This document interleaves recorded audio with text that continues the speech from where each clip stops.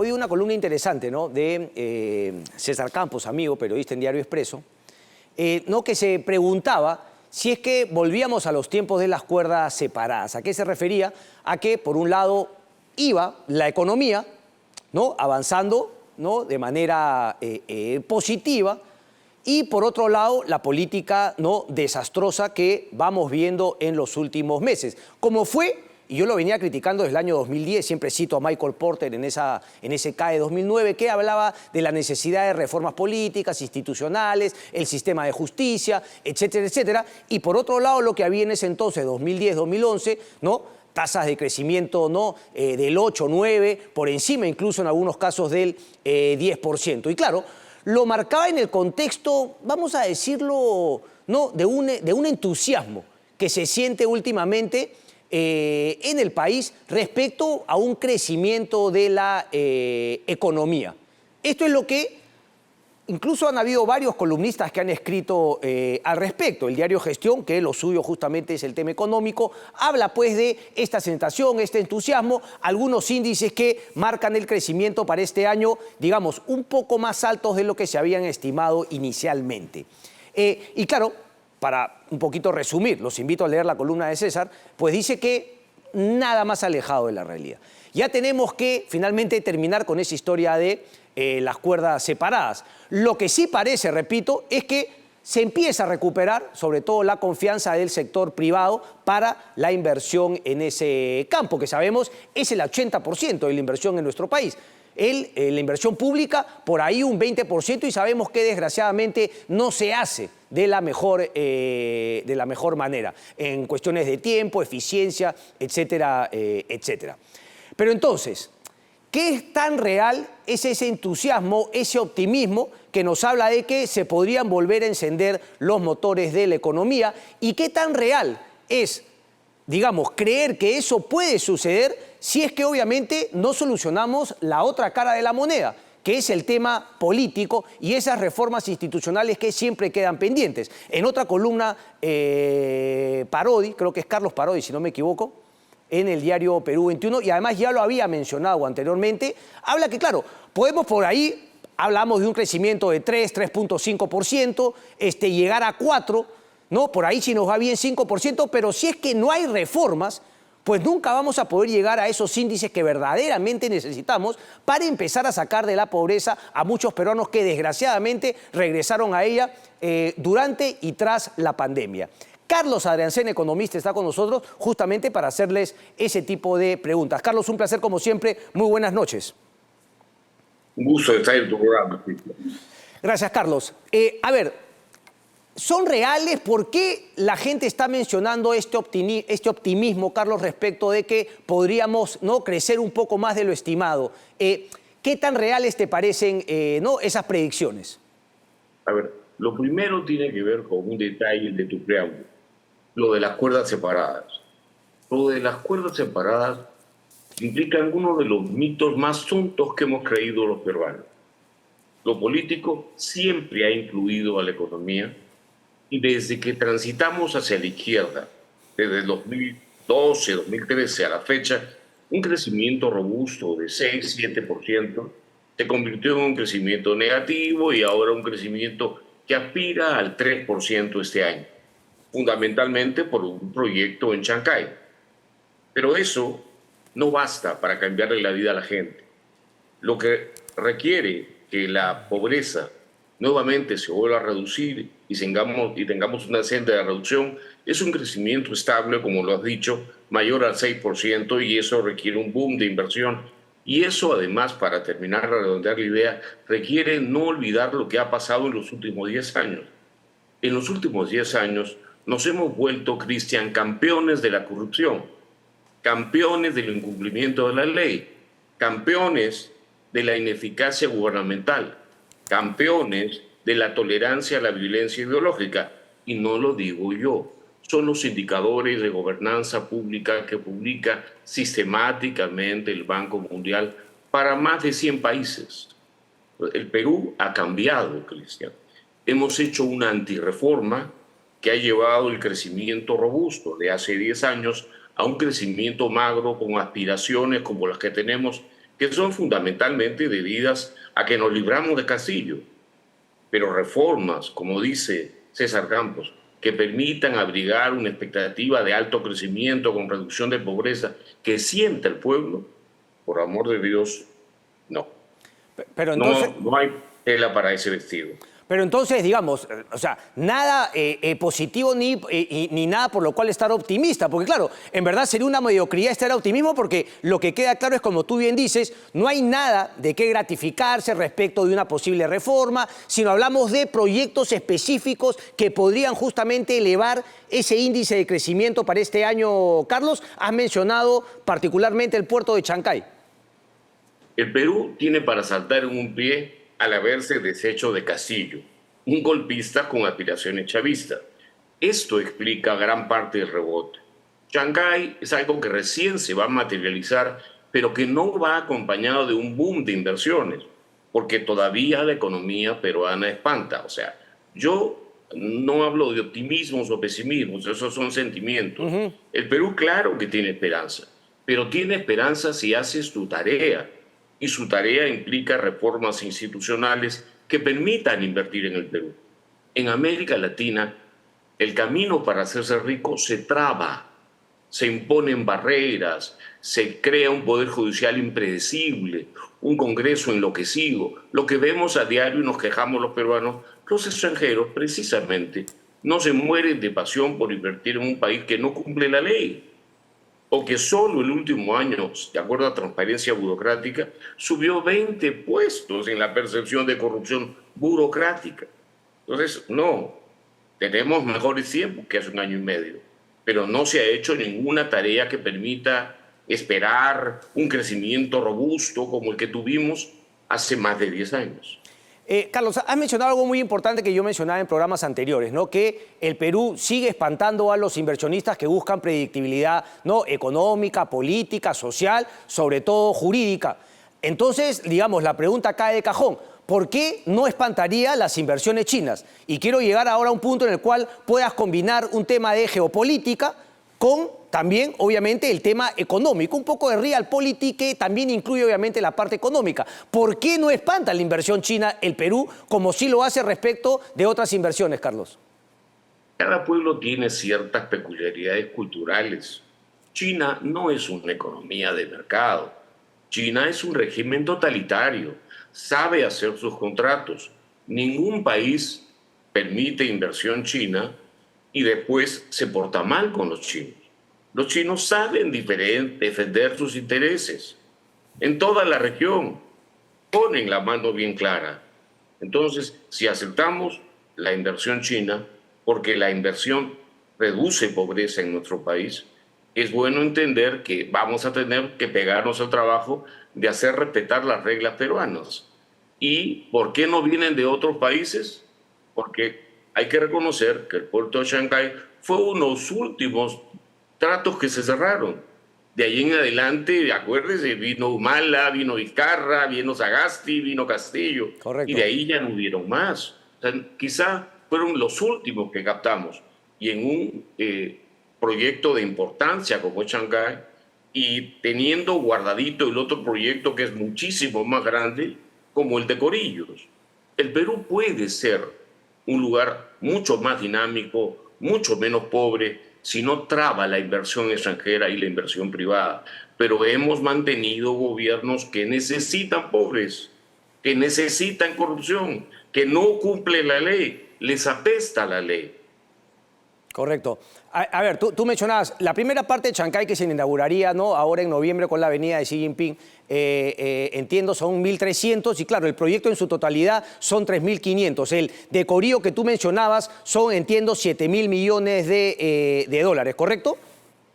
Es un proyecto de que cada vez que escucho hablar de él, escucho una cifra diferente. Okay, la que más me gustó es que implicaba una escala 20 veces mayor a la de Shanghái e implicaba una serie de inversiones conexas. Justamente, algunos comentan, volviendo a Chancay, que quien se va a beneficiar con Chancay es Brasil. Claro, porque el Perú traba la inversión. El Perú, en lugar de beneficiarse como debería, mucho más con Chancay, permitiendo más inversiones de peruanos y de extranjeros, todavía no ha resuelto su problema de corrupción, de incumplimiento de la ley, de trabas hasta de la inversión pública. Entonces, nosotros ni siquiera le vamos a sacar al plan que vamos el debido provecho al proyecto de Chancay. Ojalá yo me equivoque. Ojalá lo hagamos. ¿Qué se tendría que hacer, Carlos, para que justamente no se logre el máximo potencial de sacarle provecho al puerto de Chancay? ¿Y quién lo tendría que hacer? Porque claro, yo entiendo que los inversores privados, en este caso China, digamos, hace lo que puede, obviamente, también lo que le interesa, pero ¿de quién más tendría que venir justamente las medidas para capitalizar al máximo ese nuevo proyecto? A ver, ya estamos tarde. Es como si uno está llevando el curso de microeconomía, se sacó 0,5 en el parcial y tiene un promedio de 9. Necesita 20 en el final para aspirar a una nota cuando menos aprobatoria. Si es que acaso la estimación del promedio cuadra. Entonces, hay que entender que parte de la tarea que requerimos para sacar el debido provecho de Shanghái no se ha hecho. Y hay que hacerla urgentemente. Y le pregunto, y voy a dejarle la pregunta a los televidentes, ¿alguien ha visto que se esté haciendo algo significativo por rentabilizar Shanghái y atraer más inversiones vinculadas por Shanghái? Nada. Pero ¿a qué te refieres, Carlos, por ejemplo? Buenos días de Vizcarra y de Sagasti. Pero ¿a qué te refieres? ¿Una zona económica especial, infraestructura para que puedan llegar las mercancías, las mercaderías, ¿no? Interconexión, ya sea del sur del Perú? ¿A qué te estás refiriendo? ¿O que finalmente Chancay no crezca? Trabar, a que se respete el orden público, a que no se tolere la corrupción. Nada de regalitos. Nada de tratamientos especiales. Bueno. Con cumplir la ley peruana estaríamos muy bien. La gente comenzaría a decir, oiga, los peruanos sobre todo, acá se puede invertir. Pero acá cuando alguien quiere invertir, aparece el alcalde, aparece el fiscal, aparecen de todos lados a pedir algo de la suya. Saqueamos el Perú, le cortamos el futuro. Y eso es lo que hay que evitar en Chancay y en muchos otros proyectos. Ok, pero Carlos, entonces, ya que estamos hablando también de corrupción, yo no podría más que coincidir contigo, pero desgraciadamente veo que la corrupción, digamos, viene de dos lados. Es decir, un Estado ineficiente con autoridades corruptas que piden un caramelito, pero por otro lado también empresas que cuando pueden se vuelven más mercantilistas que cualquier cosa y que quieren sacar provecho de esa corrupción. Perdón, la corrupción es burocrática. Si alguien contrata a una persona decente como tú de funcionario público, en tu escritorio no hay corrupción. Hay corrupción cuando el burócrata es coimeado o ciego, sordo y mudo. En el sector público peruano hay muchísimos burócratas que son héroes y ellos no toleran corrupción.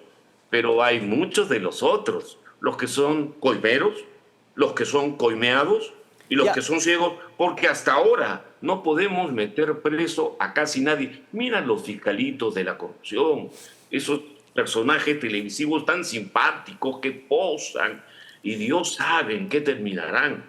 No, requerimos una institucionalidad,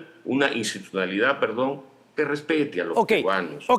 Ok, entonces, bueno, yo sí creo que finalmente, claro, es cierto, hay una corrupción burocrática, pero hay algunos también intereses que, incluso cuando hay un funcionario que no quiere corrupción, algunos empresarios se han acostumbrado más bien a incentivar la corrupción. Esos son delincuentes. Ok, perfecto. Y para eso le pago a los burócratas para meterlos al fondo de la cárcel. Perfecto. Rápido, no en 8 años. Pues. Carlos, ahora, por ejemplo, hemos hablado siempre de la meritocracia en el Estado como una manera de eliminar también la corrupción. Pero por otro lado, llegamos a un Congreso de la República, a la clase política, que lo que ha hecho en los últimos años ha sido debilitar todo lo que buscaba darle meritocracia al aparato estatal y sobre todo generar un servicio público, es decir, una burocracia en el buen sentido, eficiente, transparente, no corrupta, etc. Y esto, Carlos, abarca a todos los partidos de todo el espectro político.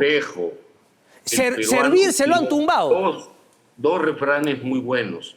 Mi ladrón es bueno, tu ladrón apesta. La gente de izquierda ama a sus ladrones de izquierda. Mire a la cantidad de ladrones de izquierda que caminan por la calle. Mire los otros. Hay ladrones para todos los gustos, pero la cosa es tan simple como ser indubitable, estricto, apegado a la ley. Claro que los debidos procesos en el Perú están hechos para que la corrupción explosione, pero entendámoslo bien claro, la corrupción es burocrática. Si los burócratas diesen la talla, no habría una corrupción. Y los privados, los delincuentes que intentan comer a un funcionario deberían podrirse en la cárcel. Están caminando por la calle también. Correcto. Así Carlos, que la corrupción es burocrática. ok, ¿cómo corriges el tema de la corrupción? Y volviendo al tema de esto que tú has definido bien, ¿no? Como un mito de las cuerdas separadas, pues, ¿qué tiene que pasar desde la clase política para que justamente, como tú dices, ni siquiera es que busque incentivar la economía, sino que por lo menos no la trabe? Porque ahí vemos justamente también el problema que yo te mencionaba. Leyes populistas que, por ejemplo, se tiran abajo servir para congraciarse con un sector del aparato público que no quiere meritocracia en su sector, etcétera, etcétera. Entonces, ¿qué tocaría ahí justamente para poder salir adelante? Eso me parece una tarea titánica, por no decir imposible. A ver, mucho podemos hacer los ciudadanos, Cristian. Mira, los políticos saben que para ser electos tienen que ofrecer lo que la gente quiere oír. Si la gente escoge cuidadosamente al menos malo, señor televidente, el menos malo siempre es el mejor. Cuando le dicen no vote por el menos malo, lo están meciendo. Lamentablemente, perfectitos no existen en el mundo. Siempre hay que elegir a los menos malos pensando en un Perú hermoso en el largo plazo. En el corto plazo nos los han destruido. Si queremos acabar con la corrupción, los políticos se alinean, los políticos, los curas, todos se alinean a la voluntad popular, calladitos. Pero si nosotros toleramos la corrupción, toleramos los golpes de Estado, toleramos las personas que se quieren entornillar en un asiento por encima de la ley, si toleramos lo que vemos en tu programa todas las semanas, pues no nos quejemos. Correcto. Llevado al ámbito de la educación, hay una linda frase de Kant. Kant es un filósofo que muy pocos estudiantes universitarios peruanos conocen. Y Bueno, él decía no que leen a nadie, si recibes una educación de gusano, no esperes que no te pisen. Si toleras la corrupción, no esperes que no te pisen. Ahora, eres muy crítico con la izquierda y con razón, sobre todo en lo que ha generado este país, todo. pero déjame llevarte al otro espectro de cara a la política, porque tenemos una cantidad tremenda que se podrían considerar, digamos, no en el espectro de la derecha, digamos, con una visión más capitalista, liberal desde el punto económico, si se quiere. No entremos al tema de valores, si es que son conservadores o no, entremos, digamos, en la dimensión económica. Pero, sin embargo, Carlos, nadie se pone de acuerdo. Todos se creen finalmente, ¿no?, que con ellos se empieza el buen camino del Perú.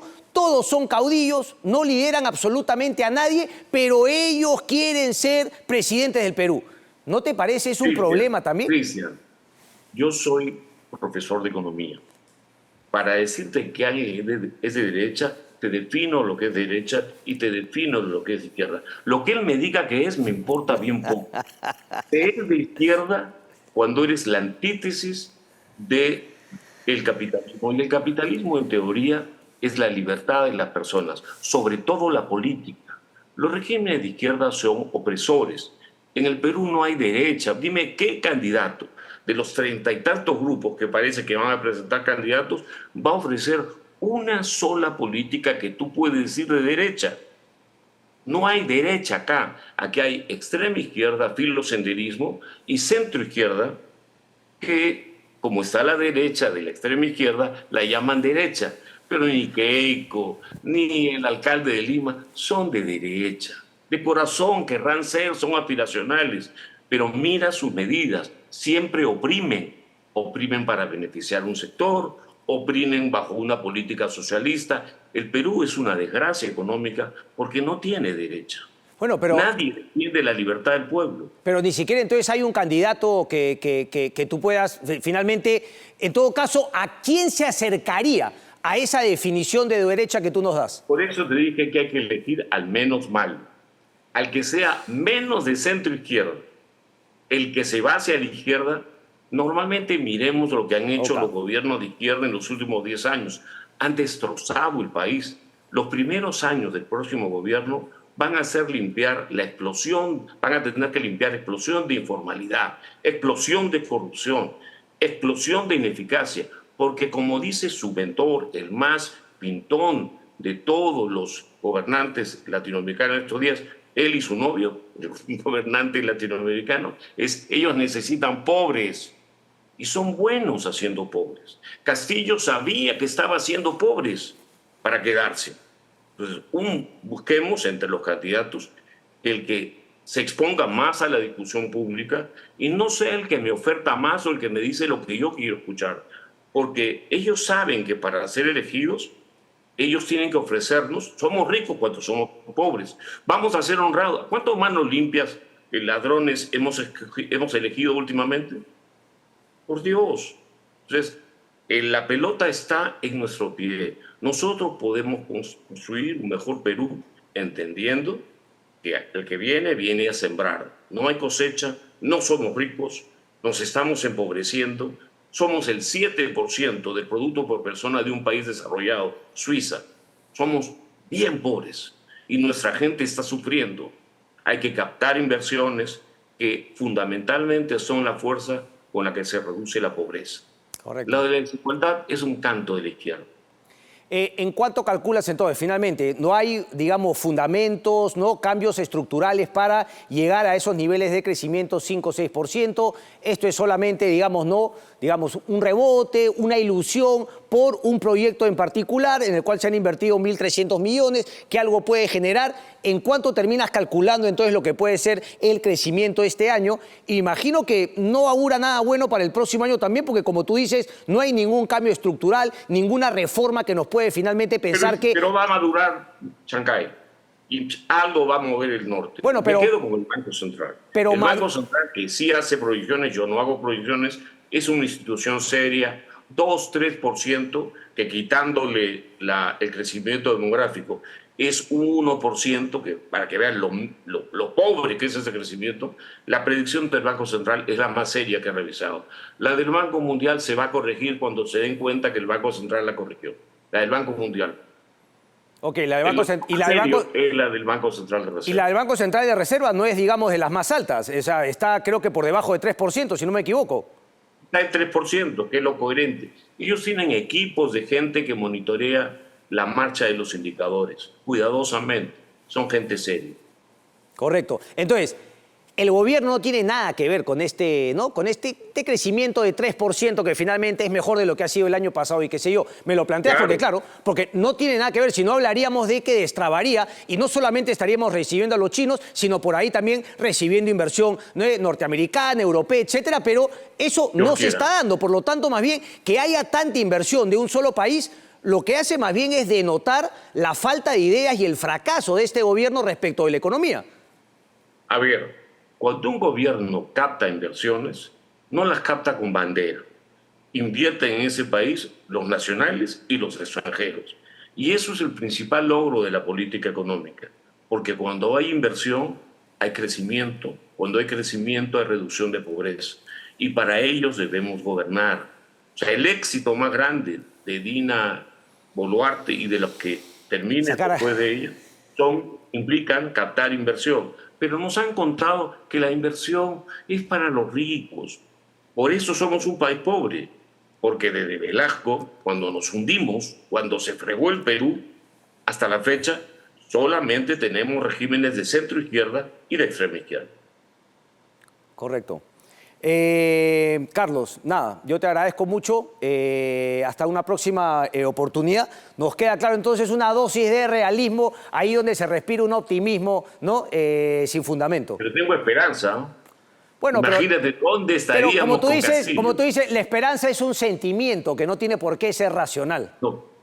El optimismo es el sentimiento. Y la esperanza es la expectativa que tengo de que tal vez no nos caigamos con feo. ¿Cuáles son los fundamentos racionales para tener esa esperanza, Carlos? Se fue Castillo y la institucionalidad peruana mostró que era capaz de meter preso a un presidente con las sombras de Castillo. Si hoy día vemos tantos corruptos denunciados, no los vemos en Venezuela, no los vemos en Bolivia, no los vemos en México. En comparación a esos países, estamos mejor que ellos. Bueno, pero no los hemos condenado en todo caso. Acuérdate que también la seguridad jurídica pasa Cuando por menos tener la una peleamos. condena y no una preventiva. O sea, que soy yo, de eso me da esperanza. Correcto. Carlos Arancén, un placer como siempre. Gracias.